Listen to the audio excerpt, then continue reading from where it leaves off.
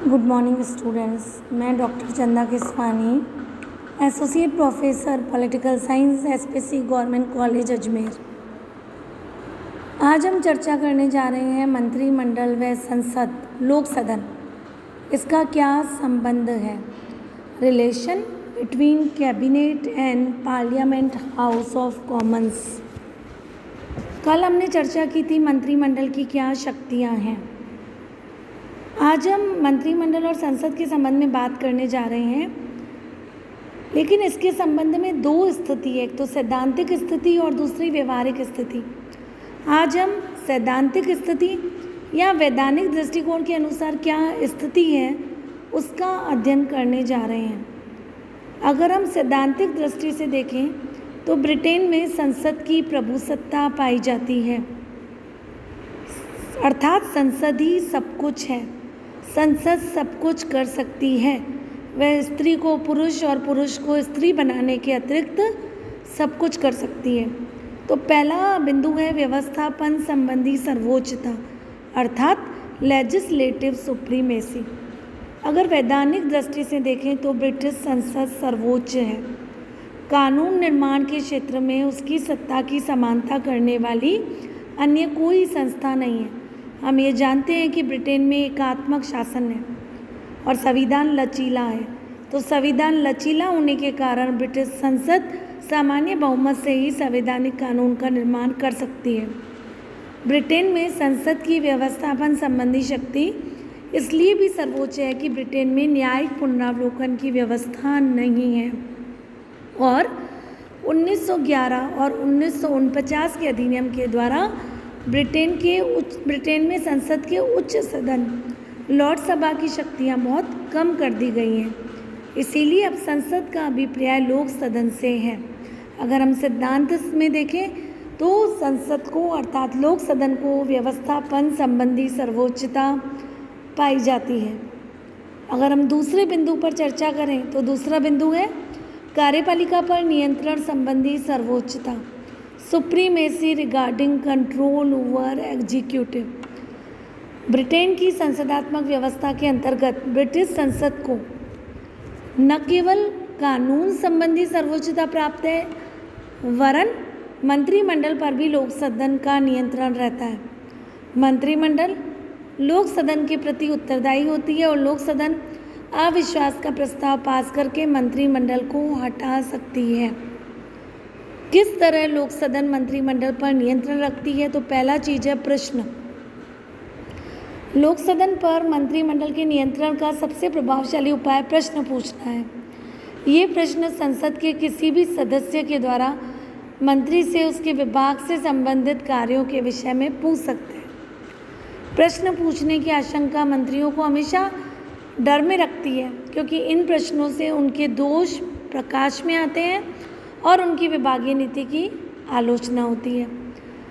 यदि कोई मंत्री संसद सदस्यों के प्रश्न का उत्तर सही तरीके से नहीं दे पाता है तो उसका सम्मान कम होता है।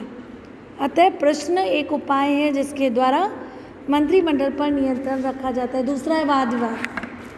वाद विवाद के द्वारा भी मंत्रिमंडल पर नियंत्रण रखा जाता है। संसद के दोनों सदनों में मंत्रिमंडल की नीतियों और कार्यों पर विवाद होता है, वाद विवाद होता है। इस वाद विवाद से मंत्रियों को अपनी नीतियों और कार्यों का औचित्य सिद्ध करना पड़ता है और इस आलोचना का डर मंत्रियों को सदैव सचेत रखता है। तीसरा है निंदात्मक प्रस्ताव, सेंसर मोशन। मंत्रिमंडल पर नियंत्रण रखने का एक अन्य उपाय सेंसर मोशन भी है। इससे मंत्रियों पर व्यक्तिगत प्रहार किया जाता है और इसका ध्येय होता है किसी विषय विशेष की नीति के प्रति असंतोष व्यक्त करना है। इसे किसी भी सदस्य द्वारा प्रस्तुत किया जा सकता है और इस प्रस्ताव का पास होना कठिन है, क्योंकि मंत्रिमंडल के सदस्य अपने सहयोगी मंत्री को बचाने की कोशिश करता रहता है। नेक्स्ट है कार्य स्थगन प्रस्ताव। लोक सदन के द्वारा मंत्रिमंडल पर नियंत्रण करने का एक उपाय कार्य स्थगन प्रस्ताव है। इस प्रकार का प्रस्ताव शासन की किसी विशेष समस्या या दोष के संबंध में रखा जाता है।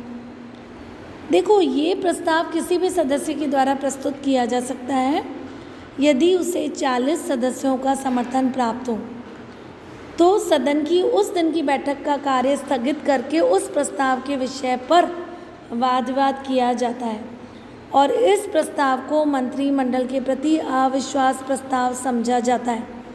यदि ये प्रस्ताव पास हो जाए तो मंत्रिमंडल को त्यागपत्र देना पड़ता है। नेक्स्ट है कट मोशन, कटौती प्रस्ताव। लोक सदन विशेष विभाग के कार्यों की नीतियों के प्रति अपना असंतोष व्यक्त करता है और संबंधित मंत्री के वेतन पर कटौती प्रस्ताव प्रस्तुत करता है। ऐसे कटौती प्रस्ताव का उद्देश्य क्या होता है कि मंत्री के प्रति अविश्वास व्यक्त करना और सामूहिक उत्तरदायित्व के सिद्धांत के कारण अगर इस प्रकार का कटौती प्रस्ताव पास हो जाता है तो संपूर्ण मंत्रिमंडल को त्यागपत्र देना पड़ता है। अगला है अविश्वास का प्रस्ताव, वोट ऑफ नॉन कॉन्फिडेंस। अविश्वास का प्रस्ताव, अगर लोक सदन में मंत्रिमंडल के कार्यों से असंतुष्ट होने पर अविश्वास का प्रस्ताव पास होता है और अगर ये प्रस्ताव पास हो जाता है तो मंत्रिमंडल को त्यागपत्र देना पड़ता है या प्रधानमंत्री सम्राट को परामर्श देकर लोक सदन को भी विघटित कर सकता है। इस प्रकार ये सभी प्रस्ताव कार्यपालिका पर नियंत्रण के हैं जिसमें कि संसद की सर्वोच्चता स्पष्ट होती है। तीसरा है वित्तीय क्षेत्र में लोक सदन की सर्वोच्चता। ब्रिटेन में ये कहा जाता है कि प्रतिनिधित्व के बिना कर नहीं, अतः ब्रिटेन में ये सिद्धांत मान्यता है कि जनता से कर वसूल करने पर या कर के रूप में प्राप्त धनराशि को व्यय करने का अधिकार लोक सदन के पास है और लोक सदन ही बजट को पास करता है। सैद्धांतिक दृष्टि से मंत्रिमंडल पर लोक सदन की सर्वोच्चता के कारण ही अनेक विद्वान मंत्रिमंडल को संसद की एक समिति मानते हैं और कहते हैं कि मंत्रिमंडल का विकास संसद की संप्रभुता को वास्तविक बनाने वाली संस्था के रूप में हुआ है। इस प्रकार अगर दोनों के संबंध में सिद्धांत रूप में देखें तो लोक सदन सर्वोच्च है, वो मंत्रिमंडल पर नियंत्रण रखती है। व्यवहार में क्या स्थिति है, व्यवहार में कौन किस पर नियंत्रण रखता है, इसका अध्ययन हम कल वाले व्याख्यान में लेक्चर में करेंगे। धन्यवाद। और हम कल एक और बिंदु पर भी चर्चा करेंगे कि क्या मंत्रिमंडल अधिनायक है या नहीं है, कि अगर मंत्रिमंडल के पास इतनी शक्तियां आ जाती हैं तो क्या वो अधिनायक का रूप ले लेता है या नहीं ले लेता है। आपको किसी भी तरह की कोई समस्या हो इसमें भी तो आप मुझे व्हाट्सएप पर पूछ सकते हैं। पुनः मैं आपको धन्यवाद कहूँगी।